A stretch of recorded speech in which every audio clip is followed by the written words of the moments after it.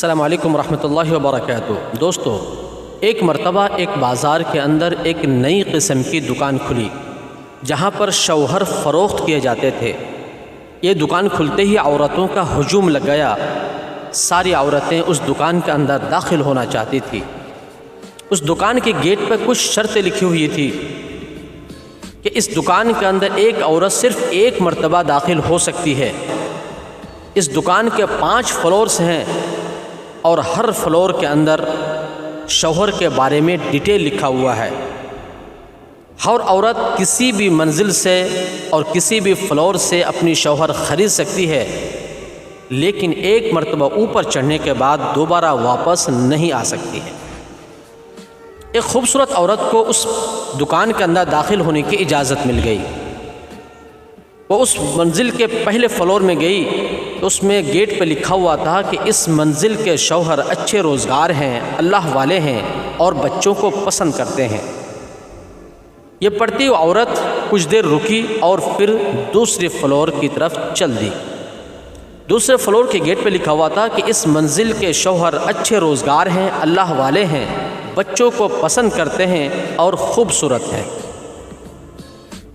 یہ پڑھتی ہوئی عورت کچھ دیر رکی اور سوچا کہ اس سے بھی اچھا شوہر مل سکتا ہے۔ یہ کہتے ہوئے وہ تیسری فلور کی طرف بڑھ گئی۔ تیسرے فلور میں لکھا ہوا تھا کہ اس منزل کے شوہر اچھے روزگار ہیں، اللہ والے ہیں، بچوں کو پسند کرتے ہیں، خوبصورت ہیں اور گھر کے کاموں میں مدد بھی کرتے ہیں۔ یہ پڑھتے ہی عورت کو غش سا آنے لگا کہ اللہ، اتنا بھی اچھا شوہر اس دنیا کے اندر موجود ہے، یہاں سے ہم شوہر کو خرید لیتے ہیں۔ لیکن پھر بھی اس کا دل نہیں مانا، وہ چوتھی فلور کی طرف چل دی۔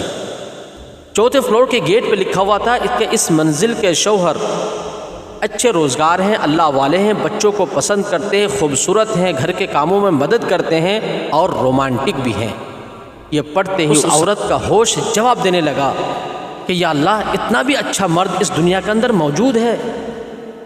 اس نے سوچا کہ یہاں سے شوہر خرید لیں، لیکن پھر بھی اس کا دل نہیں مانا، وہ 5ویں فلور کی طرف چل دی۔ 5ویں فلور کے گیٹ پہ لکھا ہوا تھا کہ اس منزل پر آنے والی آپ 3333ویں خاتون ہیں۔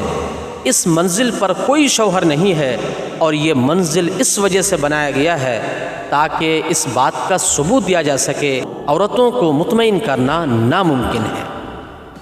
سیڑھیاں باہر کی طرف جاتی ہے اور یہ پڑھتے ہی عورت کو بڑا افسوس ہوا اور حسرت و ندامت کے ساتھ اس دکان سے باہر کی طرف نکل گئی۔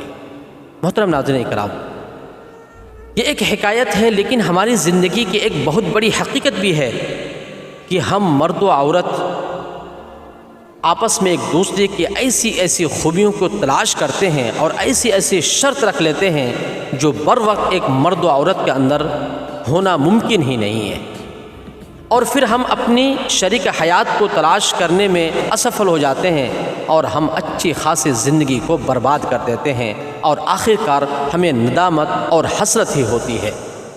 جن خوبیوں اور جن شرطوں کو ہم ایک مرد و عورت کی طرف دیکھنا چاہتے ہیں اور تلاش کرتے ہیں، وہ اس دنیا کے اندر ان تمام خوبیوں کا پانا ممکن ہی نہیں ہے، بلکہ وہ اگر ملے تو وہ جنت کے اندر ہی مل سکتی ہے۔